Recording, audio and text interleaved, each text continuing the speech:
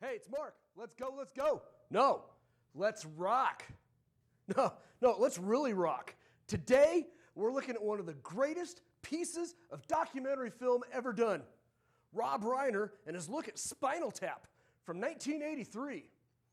Oh yeah, and I'm a history teacher, and I'm going rogue. In 1982, the British band Spinal Tap made another tour across the United States. Documentary filmmaker Martin Dibergi was granted unlimited access into what he celebrated as England's loudest band. Dibergi took the viewer inside the inner workings of Spinal Tap, showing us the glorious highs and the deepest lows of the world of rock and roll. The only thing was that there was no Spinal Tap. The band was the creation of an American movie producer, Rob Reiner.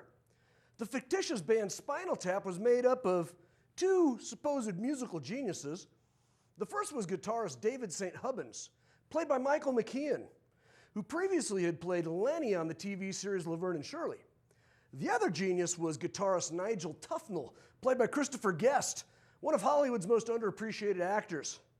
The rest of the band is composed of bassist Derek Smalls, played by Harry Shearer, keyboardist Viv Savage, and drummer Mick Shimpton. They don't have major parts. The tour starts off well, then hits a speed bump when their show in Boston is canceled. Manager Ian Faith assures the band that it's no big deal. Boston's not a big college town. From this point on, the band faces a long string of mishaps. One concert, during their opening song, Rock and Roll Creation, the members of the band were to emerge from these three pods. It worked just fine for Nigel and David, but the pod of bassist Derek Smalls didn't open. He was stuck playing the bass part of the song inside the pod while roadies used every possible tool to get him out of the pod. When the song is finally over, David and Nigel return to their pods while Derek is finally released. He comes out of the pod and raises an emotional rock and roll fist for the cheering crowd. In Cleveland, the band is preparing to play at the Xanadu Star Theater, one of the city's smaller venues. They emerge from their dressing room into a maze of hallways, not knowing which takes them to the stage. They have to ask a custodian how to get to the stage. The custodian gives them directions. And then Nigel gives a hearty, "Hello, Cleveland!" and the group heads into the bowels of the arena. 3 minutes later, they run into the same custodian. We don't know if the group ever made it on stage. Before another concert, Nigel is seen trying to fold a small slice of bread around a slice of ham, rather than fold the ham and place it inside the smaller slice of bread. Nigel has a fit, complaining that folding the ham to fit the bread is too difficult, and he simply wanted bread and meat to be the same size. During the course of the film, Martin Dibergi, played by Rob Reiner, asks about a number of Spinal Tap's album reviews. A review of their album Shark Sandwich is simply 2 words: shit sandwich. The Spinal Tap tour coincides with the release of their album Smell the Glove. The band wanted to have a cover that had a greased up naked woman on her hands and knees with a dog collar around her neck and a glove in her face. The record label thought, correctly, that the cover was too misogynist and vetoed the band's cover. When manager Ian Faith brings the new album to a rehearsal, the band is shocked that their Smell the Glove cover has been replaced with a cover that is all black, front and back. David is put out. Nigel's more philosophic about the change, asking, "How much blacker can this be? None. There's none blacker." It gets so bad during the tour that the band hears one of their songs being played on the radio in a city that they're scheduled to do a concert. And over the outro, the DJ announces that Spinal Tap has been relegated to the "Where Are They Now" file. If you haven't figured it out, the movie's one hilarious mishap followed by another. The most restated quote of the film comes when Nigel is showing Marty Dibergi his collection of guitars. After listening to the disdain on one guitar without playing it, "Well, if I were playing it, you could hear it," Nigel is so proud of another guitar that he deems that it must never be played. It couldn't even be looked at. Eventually, the two make their way to 2 amps that are specially made for him. He points out the volume dial, and he says, look at these. They all go to 11, which is 1 louder. When asked why not just make the amps louder and let the loudest level still be 10, Nigel gives Marty a quizzical look and then announces, "These go to 11. As more shows are canceled, Nigel suggests that the band do a big production surrounding their song Stonehenge, during which a huge Stonehenge monolith would be dropped from the rafters during the song.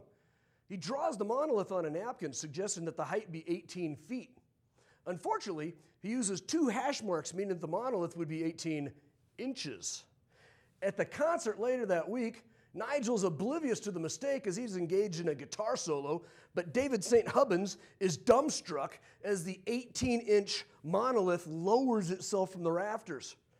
To add insult to injury, 2 dwarves come out and dance around the piece, nearly destroying it. As the band debriefs following the show, David blames band manager Ian Faith and suggests that his girlfriend co-managed the band with him. Ian quits. Another of Spinal Tap's greatest hits is their long list of drummers that met unfortunate deaths. Joe Stumpy Pepys, who looks a lot like a young Ed Begley Jr., is said to have died in a bizarre gardening accident, one that police said would be better left unsolved. Their next drummer, Eric Childs, was said to have choked on vomit. It wasn't his own vomit, the police reporter said. He just choked on vomit. No one knows whose vomit it was, and Nigel Tufnell properly points out that you really can't dust for vomit. A third drummer, Peter James Bond, spontaneously combusted in the middle of a show. A green flash and nothing left but a green stain or globule on his drum seat. Current drummer Mick Shrimpton almost finishes the American tour, but near the end of the movie, he blows up in the middle of a concert, and the next scene has a new drummer, Joe Mama Besser. As the tour meanders onward, the crowds for their shows get smaller and smaller until they're finally left playing at a dinner at an Air Force base and at an amusement park, placed on the marquee below Puppet Show. The band's fortunes are reignited when they are alerted at the end of their American tour that their song, Sex Farm Woman, is a hit in Japan, and they embark on a sold-out Japanese tour. Roll credits. Many actual rock bands have noticed a very close connection to Spinal Tap.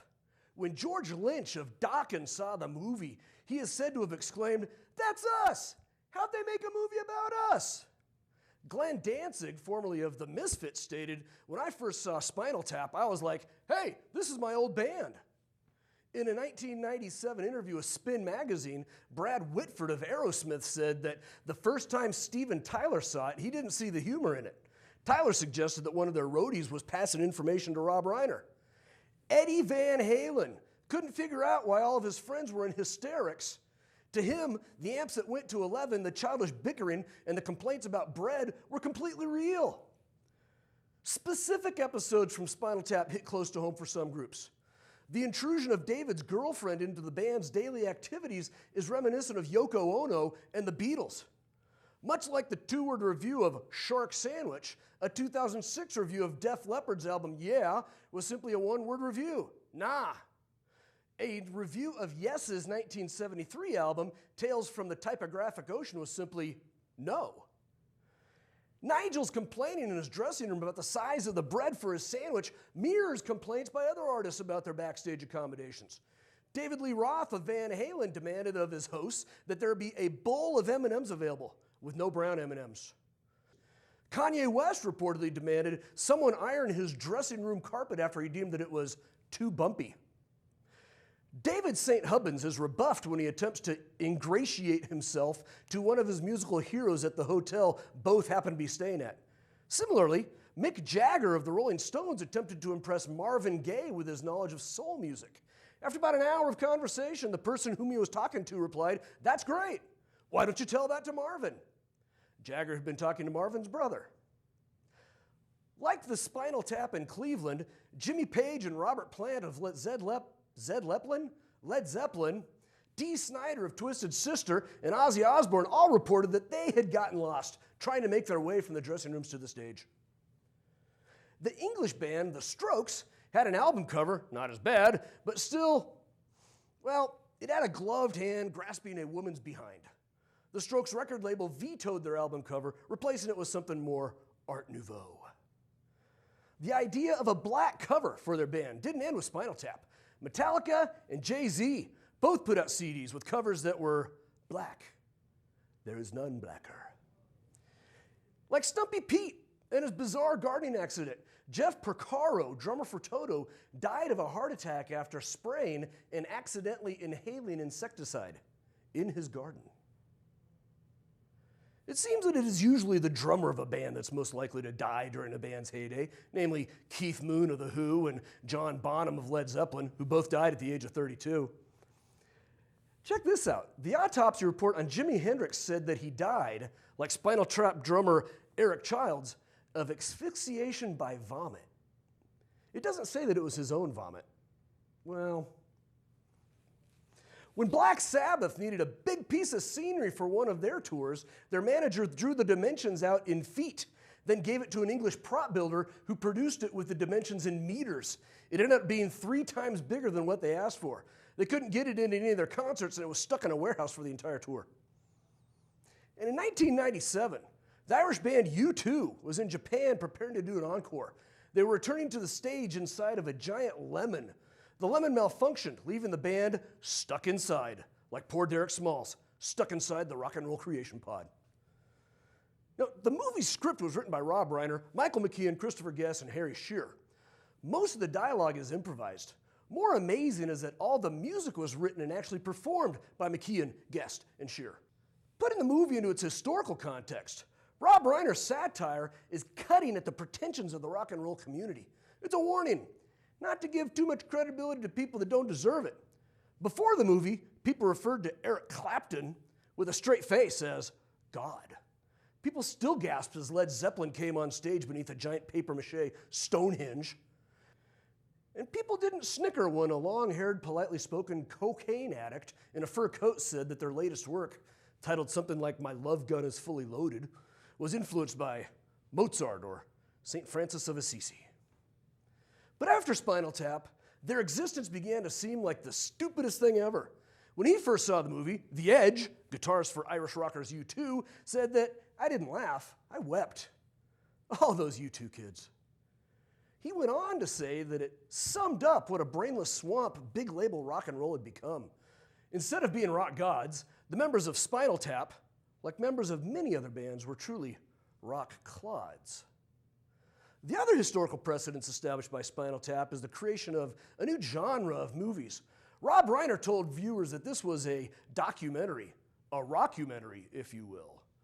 What he actually was creating was the mockumentary, setting the stage for later movies like Borat, Popstar, Andy Samberg's biting satire, The Stupidities of Justin Bieber, and Best in Show, about the rough and tumble world of dog shows, which is produced by Christopher Guest. More recently, the mockumentary has found its way onto the small screen with shows like The Office and Modern Family. I can't recommend this as Spinal Tap because of its R rating. That means rogue, right? No, well, I guess I'll need that parent permission slip. But if you can manage a few F-bombs, it has in its place in history and is well worth the watch. Hey, thanks for coming to class. This was fun. I hope you learned something about history or the 80s or rock and roll. I want to thank my producer, Polymer Record, Casey Moulton, and Isaac for running the teleprompter, being able to figure that thing out. And I want to thank Mr. Brent Allen for letting us use his studio here on the campus of Columbia High School. I had fun, but I won't quit my day job. And hey, if you ever perform at a concert and an 18-inch high replica of Stonehenge falls from the rafters, remember me. I'm Mark Haggard. I'm a history teacher, and I've gone rogue.